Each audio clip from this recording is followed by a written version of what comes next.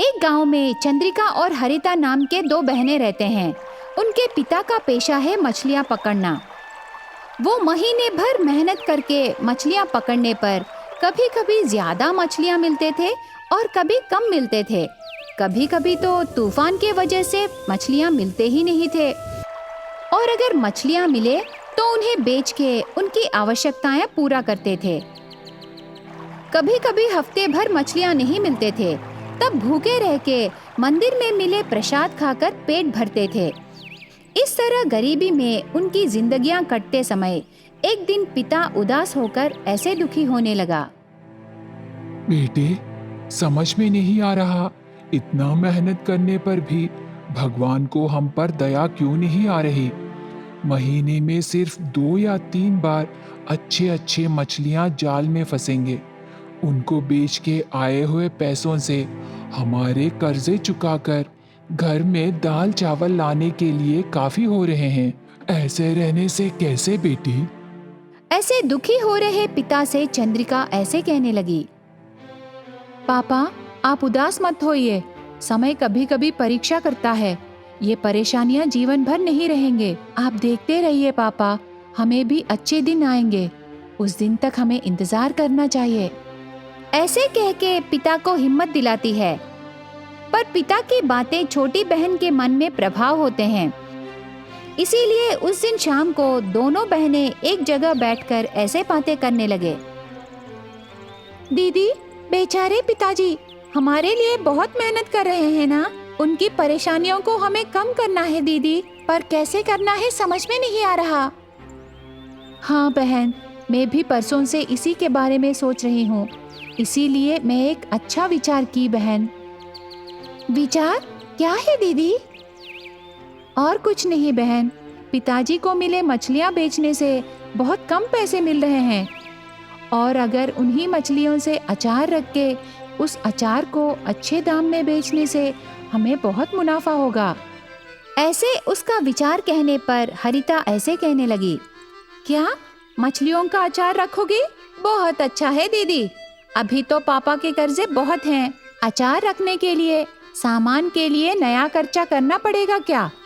अगर तुम्हारे कहने पर मछलियों का अचार रखने से उसे खरीदने वाले रहना है ना दीदी, ये सब वर्कआउट नहीं होगा। छोड़ दे दीदी। ऐसे बहुत निराशा से बहन जवाब देती है, देखो बहन, हम काम शुरू करने से पहले ही वो नहीं होगा करके सोचने से कैसे रे। ऐसे दीदी कहने पर, तो ठीक है दीदी, तू ही बोलना हम क्या करें। ऐसे कहने पर दीदी उसके विचार को बहन से कहती है। इसीलिए उस दिन उनके पिता के साथ चंद्रिका और हरिता भी मछलियां पकड़ने जाकर दोनों बहनें मछलियां पकड़ के लाकर उनमें से अच्छे अच्छे मछलियां चुनकर उनको साफ करके किराना शॉप सुब्बैया के पास से अचार रखने के लिए सारे सामान खरीद के लाकर अच्छे से अचार रखते हैं। दीदी, मछलियों का अचार रखना पूरा हो गया ना, अब हम क्या करें? इसे कितने में बेचें? ये मछलियों के अचार को छोटे छोटे कवर्स में पैक करके फिश मार्केट के पास फ्री सैंपल कह के सबको फ्री में बांटेंगे। क्या बिना बेचे फ्री में दे? तेरा दिमाग काम कर रहा है कि नहीं? मुझे पता है रे, मेरी बात सुन। ऐसे कहने पर दोनों बहनें ऐसे ही करते हैं। फ्री सैंपल पैकेट्स को सब लोग ले जाते हैं। उस पैकेट्स को टेस्ट करके फिर से अगले दिन वहीं रहे दोनों बहनों के पास आकर ऐसे पूछने लगा एक व्यक्ति, देखो बच्चियां, कल तुम्हारे पास से लिए मछलियों का अचार बहुत अच्छा है। आज मुझे 1 किलो मछलियों का अचार चाहिए। जरूर साहब, लेकिन आप अगर एडवांस में पैसे देने से हम आपके लिए ताजे मछलियों का अचार रख के देंगे। ऐसे कहने पर वो व्यक्ति दोनों बहनों के एड्रेस लेकर एडवांस में पैसे देकर चला जाता है। तब हरिता को उसकी दीदी का विचार समझ में आता है। दीदी, तेरा आइडिया तो बहुत अच्छा है। हम मछलियों का अचार रखने के लिए 1000 रुपए खर्चा हुए और अभी एडवांस के नाम पर 800 आ गया ना। ऐसे दीदी की बहुत तारीफ करती है। उसके बाद उस व्यक्ति को सही समय पर मछलियों का अचार रख के देते हैं। तब से शुरू होकर बहुत सारे लोग उस गरीब बहनों के मछलियों के अचार के लिए एडवांस में पैसे देकर उनकी मनपसंद अचार लेकर पूरे पैसे देके जाते हैं। इस प्रकार कम दाम में बिके मछलियों से अचार रख के ज्यादा पैसों में बेचकर उनकी जिंदगियां बदलते हैं दोनों बहनें। मामिड़पल्ली गांव में यशोदा नाम की एक औरत रहती है। उसका पति मर जाता है। उसकी पहली पत्नी की बेटी चंद्रिका यशोदा की बेटी हरिता है। सौतेलन की बेटी चंद्रिका पढ़ाई में हो या घर के काम करने में हो बहुत चालाकी से रहती है, पर चंद्रिका कितना काम करने पर भी इस सौतेली माँ यशोदा को चंद्रिका बिना जिम्मेदारियों के जैसे दिखाई देती है। हर बार चंद्रिका को डांटती रहती है। एक दिन कॉलेज को छुट्टी रहने पर सुबह का टिफिन और दोपहर का खाना बनाकर पढ़ने बैठती है। ऐसे चंद्रिका शाम तक पढ़ते समय सौतेली माँ आकर ऐसे डांटने लगी। अरे हो महारानी, सरस्वती माता की तरह हर समय पुस्तक पढ़ के बैठे रहने से रात का खाना कौन पकाएगा रे? आज तेरी छुट्टी है, तू सारी पुस्तकें आगे रख के पढ़ने का नाटक करने लगी। ऐसी बात नहीं है मौसी, कल कॉलेज में असाइनमेंट है, इसीलिए पढ़ते पढ़ते टाइम का पता नहीं चला। ठीक है, जाके खाना बना। मेरी बेटी फ्रेंड्स के पास जाकर कंबाइंड स्टडीज करके आ रही है, उसके लिए आलू फ्राई बना, वो उसे बहुत पसंद है। ऐसे कह के पढ़ रही सौतेली बेटी को किचन में भेज देती है। उसके बाद रात को सेकेंड शो छोड़ने के बाद घर आई हरिता से यशोदा ने, मेरी प्यारी बेटी, घर आने में इतनी देर क्यों हुई बेटी? ऐसे पूछने पर हरिता गलती से, क्या करूं माँ, मॉर्निंग शो को नहीं मिला, सेकेंड शो का ही मिला। शो क्या है बेटी? तू कंबाइंड स्टडीज के लिए गई थी ना? वो कंबाइंड स्टडीज को ही माँ, पर सुबह के लेसन शाम को भी रिवाइज किए। तुझे समझ में आने के लिए शो करके तेरी भाषा में बोली माँ, बस सुबह से पढ़ रही हूँ। ऐसे झूठी बातें माँ से कहकर अंदर जाकर खा के सो जाती है।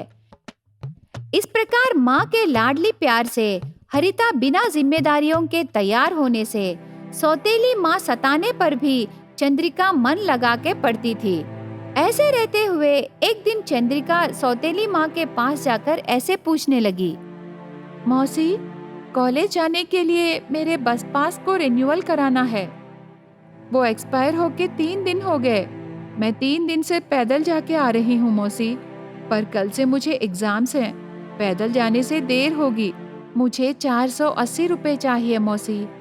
वो देने से मेरे बस पास को रिन्यूअल कर लूंगी, प्लीज मौसी। ऐसे बहुत सम्मान से पूछती है। तब यशोदा डांटते हुए, सिर्फ 480 रुपए? तेरे पिता की संपत्ति में से तेरे भाग को मैं लिख के दे दूंगी, ले जाकर ऐश कर। पैसों का कद्र ही नहीं है तुझे। 3 दिन पैदल जाने से चौथे दिन क्यों नहीं जा सकती रे? ऐसे गुस्से से डांट के अंदर जाकर चंद्रिका जितना पूछती है ठीक उतने पैसे लाकर देती है। इस प्रकार सौतेली बेटी को 1-1 रुपए गिन के देती थी। ऐसे रहते हुए एक दिन हरिता घबराकर माँ के पास आती है। माँ, मुझे नेट से स्टडी मटेरियल डाउनलोड करने का काम बहुत सारा है। हर बार बाहर इंटरनेट को जाकर आने में बहुत टाइम वेस्ट हो रहा है माँ, इसीलिए मुझे एक लैपटॉप खरीद के दो, तब मैं घर में ही रह के पढ़ूंगी माँ। लैपटॉप कितना रहेगा बेटी? वो तो सिर्फ 40,000 रहेगा माँ। बाप रे, 40,000? क्या हुआ माँ, नहीं होगा क्या? ठीक है, मैं पढ़ाई बंद करके घर में ही बैठी रहूंगी। ऐसे ब्लैकमेल करने पर यशोदा उदास हो जाती है। ठीक है बेटी, मैं पैसों का इंतजाम कर दूंगी, तू जाके खरीद ले। इस प्रकार सगी बेटी की जादुई बातें सुनकर उसके लिए सब कुछ खरीद के देती थी यशोदा। पर हरिता लैपटॉप आने के बाद उसे पढ़ाई के लिए नहीं, उसमें मूवीज देख के, गेम्स खेल के पढ़ने का बिल्डअप देती है माँ को। इस प्रकार 1 साल बीतने के बाद फाइनल एग्जाम्स के रिजल्ट्स आते हैं। सौतेली बेटी चंद्रिका कॉलेज की टॉपर होती है। माँ के प्यार से ड्रामास किए हरिता 8 सब्जेक्ट्स में फेल हो जाती है, तब यशोदा को कौन क्या है समझ में आता है। मुझे माफ करो चंद्रिका बेटी, इतने दिन तुझे सौतेली बेटी कह के बहुत बातें बोली। मैं तुझे बहुत सताई, पर तू अच्छे से पढ़ के फर्स्ट आई। लेकिन मेरी सगी बेटी को ज्यादा प्यार की, पर वो सिर्फ 2 सब्जेक्ट्स में पास होकर मेरी इज्जत निकाल दी। आज से तू तेरी बहन की जिम्मेदारी लेना बेटी। ऐसे हरिता की जिम्मेदारी सौतेली बेटी के ऊपर रखती है। इस तरह सौतेली बेटियों की जिंदगियां सुख दुख में चल रहे थे।